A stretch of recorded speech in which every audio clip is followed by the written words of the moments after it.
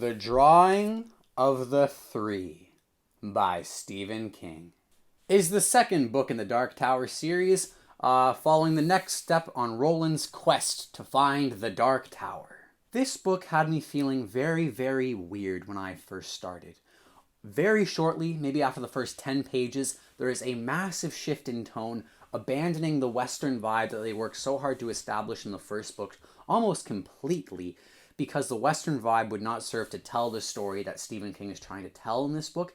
And I understand that, but it takes some serious getting used to after coming over from this pure apocalyptic Western fantasy into this brand new setting you're just thrust into.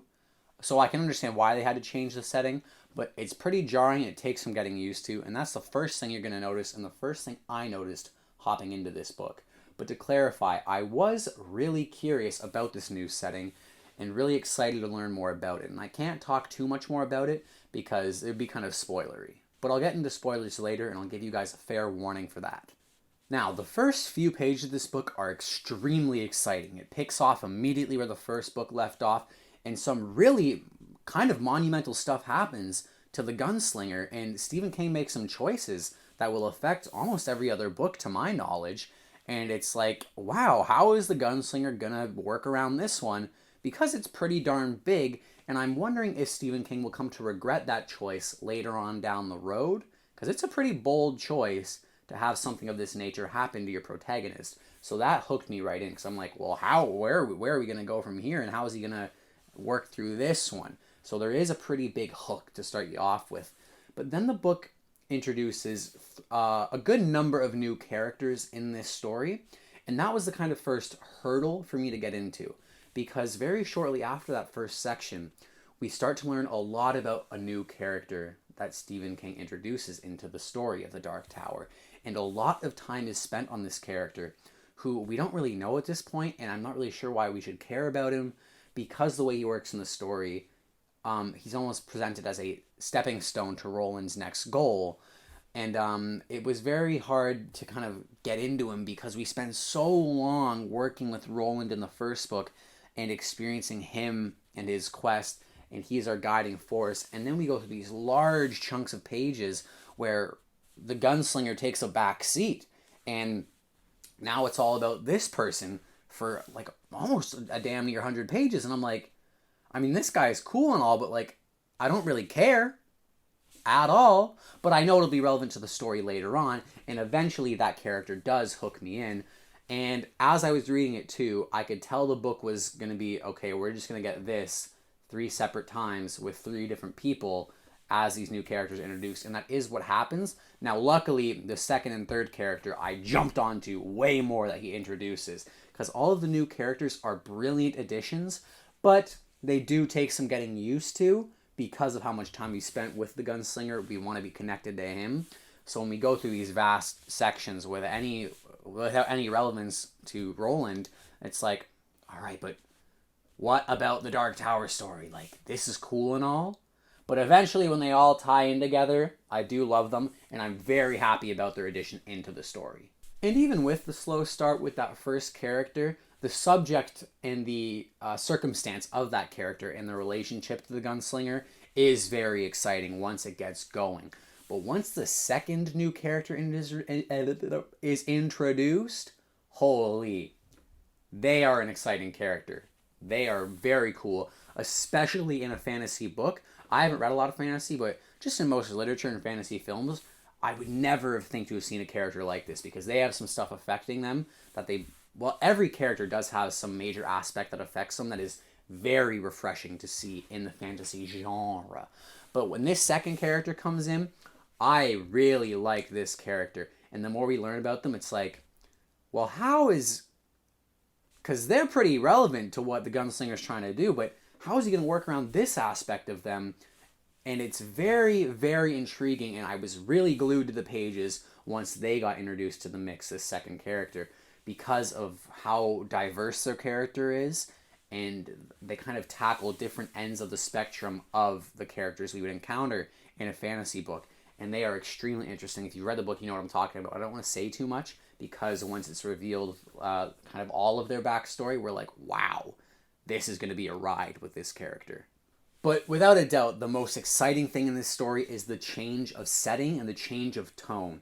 Because once you start reading and it happens, that setting change and this new kind of area for the gunslinger to tackle, we're like, whoa, holy shit. That really wakes us up and makes us go, this is exciting. How is he going to deal with this? And the book makes a bunch of very bold decisions. And I guess what I'm saying is, because they're so bold, it takes us a while to go, okay, all right, let's just keep on reading. Because I'm going to be honest, the first half of this story was a bit of a trek for me to get through. Like, it took me like weeks to get through the first half of it, and then I finished the second half of the book in one day, one sitting, because it's so riveting once we really get into it. And this change setting opens up so much potential and ideas and possibilities. And this shift in setting expands on the lore, expands on the magic system. The magic system in the Dark Tower is proving to be one of the most creative and just otherworldly things I've ever experienced in the fantasy genre. Which, yeah, I know I'm not too well read in, but I've seen a lot of fantasy books and a lot of fantasy stories that are built on the tropes of the fantasy genre. But this was something like so out of left field, unless you've seen the trailer for the movie. But it's like, wow. I guess just because this change in setting is so like unique and cool, the possibilities are literally endless, and that's what's so exciting as a reader to go, okay, if we can do this and this and this now, then like there are infinite stories that could be told, infinite possibilities for characters, relationships. It's just brilliant, and this is exciting. And now I'm so excited to dive into the world of the Dark Tower and what magical abilities lie within it. Because we didn't get too much on the magic system in the first book. I mean, we got hints of it, but this is like, holy, this world is magic beyond belief. And I'm really excited what they did with the magic system in here, if that's the right word. Because, man, I'm excited to just read more and see what else they do with this concept. Because this concept allows for so much to happen. Now, without a doubt, my favorite thing about this book is really watching the world come together. Because now we've moved on past the first book, and we're getting lots of kind of world building and lore and kind of ideas planted in our head. Maybe lore is not the best, lore and world building aren't the best words, but we're just learning more and more about the power of this Dark Tower that Roland is searching for, and the possibilities that lie within it. Things are getting spicy, and the stuff introduced in this book opens a lot of doors, if you know what I'm saying.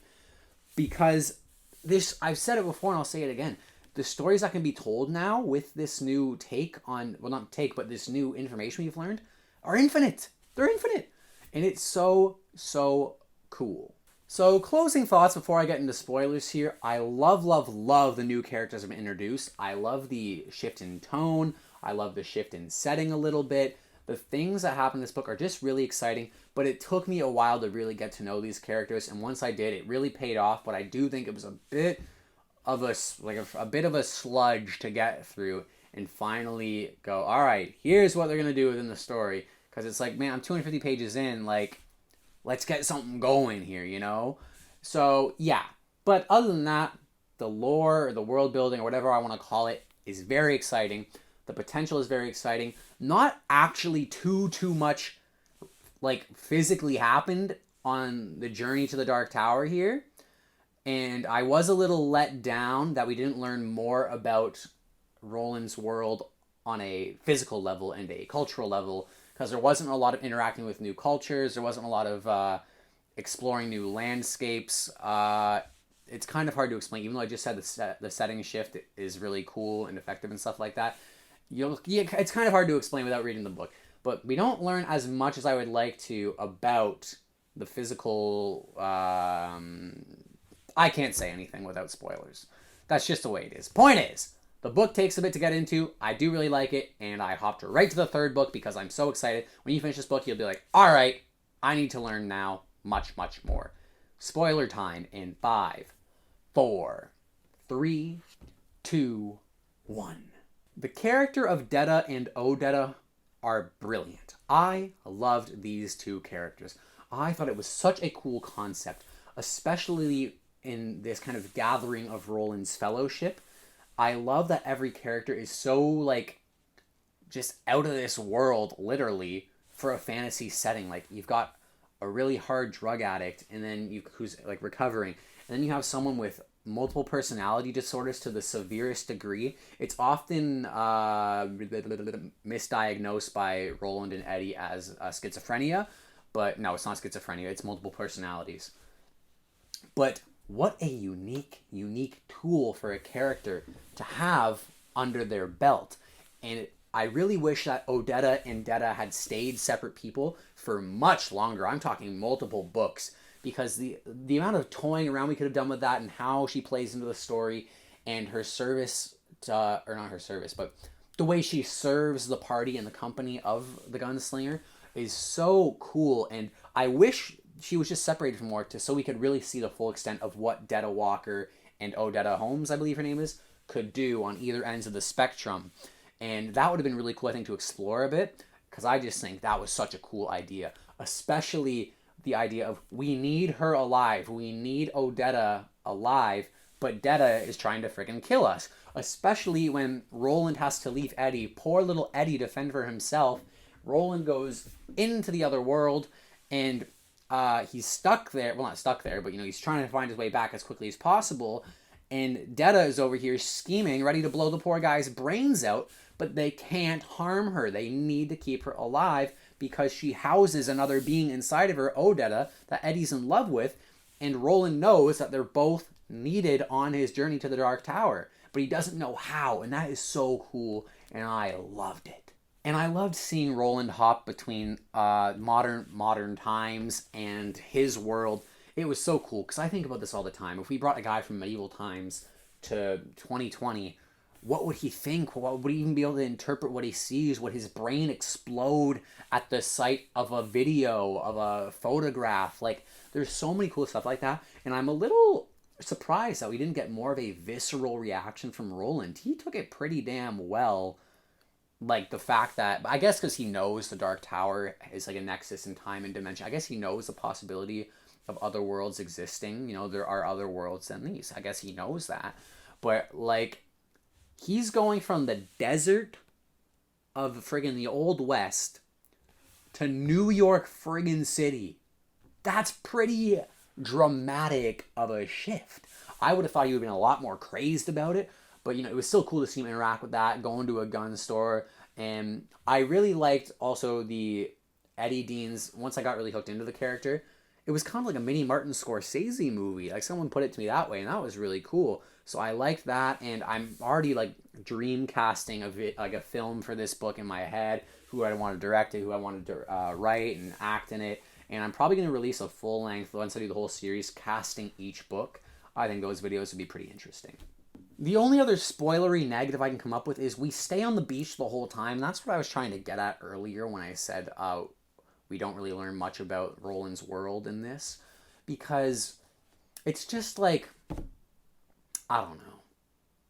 I was really hoping to see more places like Tull, more under the mountain stuff, and learn more about the geography of Midworld and experience that. But yeah, we stayed on the beach the whole time, and we didn't really learn much, so that was kind of disappointing for me, because, I think Stephen King really is going to double down on the world building and the exploration of the wilderness of Midworld in the next book, because this was so heavy on the magical, mystical abilities of Roland's journey and how that plays into the Dark Tower. But I just was hoping we'd explore a little bit more than just the beach. He was there the whole time. They moved, like, the beach is the same all the way through. So really they made, like, one step of progress from the reader's perspective of learning about the world that Roland inhabits. So that was kind of a letdown, but I still really enjoyed the book. I wasn't enjoying it when I started. I really was having a hard time getting through it. But then I really went, all right, no, I'm going to get through this, because I want to see what happens next. And I did, and I loved it by the end of it. And I'm 50 pages into The Wastelands right now. And that is cool. I'm already loving this one. I am hooked on this one. This is exciting. This is a very good book. Well, I'm saying The Wasteland, this is a very good book. I'm not even freaking close to done it. I'm not even close to started. But, yeah. All in all, drawing of the 3. I liked it. I think if you liked the first book, You will like this one because we learn more about Roland. We see Roland interact with more people. It's exciting. But all in all, the book is good. Despite the negatives I said, despite how hard it was for me to get into, I do think it's worth a read. And it made me so hyped to read the next one to see how all these characters work together to get to the Dark Tower. Thank you guys so much for watching. And I'm going to try and get some lights or something to spice it up back here. And yeah, so maybe in the next video you'll see that. It's this nice little decor. But thanks so much for checking it out. Hit a like. Maybe leave a comment. Maybe subscribe. Maybe even share to a friend. Who knows? Catch you next time, folks. And I will see you on the flip-flop.